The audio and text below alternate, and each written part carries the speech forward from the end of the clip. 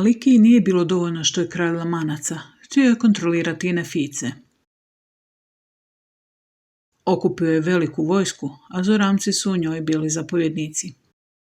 Lamanci su također poboljšali svoje oružja i svoje oklope, te su smatrali da će im te promjene u kombinaciji sa njihovom brojnošću omogućiti da lako poraze Nefice.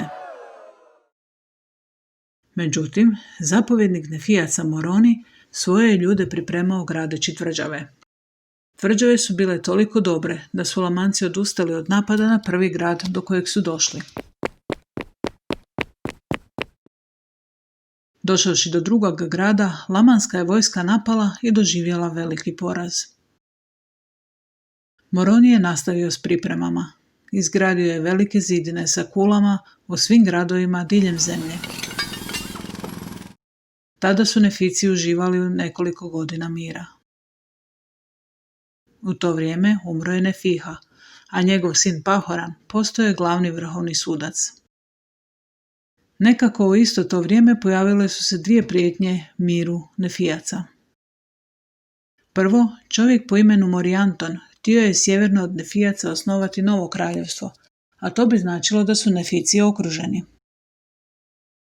Moroni je saznao za taj plan od Morijantonove sluškinje, koja je imala hrabrosti progovoriti protiv Morijantonovog lošeg ponašanja.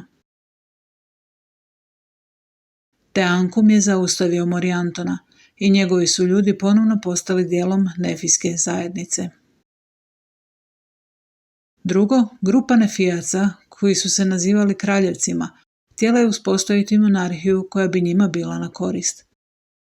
Oni koji su pak željeli zadržati suce, bili su poznati kao slobodari. Narod se priklonio slobodarima. Međutim, kad je Amalikija napao Nefice, kraljevci su odbili pomoći u obrani. Moroni se borio protiv odmetnika, te se mnogi od njih ipak priključiše vojsci. No ove su nesuglasice oslabile Nefijsku vojsku i Lamanci su osvojili mnoge gradove. Lamanci su krenuli u napadi na grad Izobilu, no Teankom ih je sa svojom vojskom zaustavio. Noću se Teankum ušuljao u kamp Lamanaca i ubio Amalikiju dok je spavao.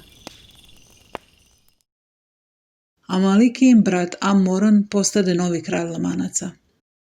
On je svojoj vojsci zapovjedio da drže gradove koje su već osvojili.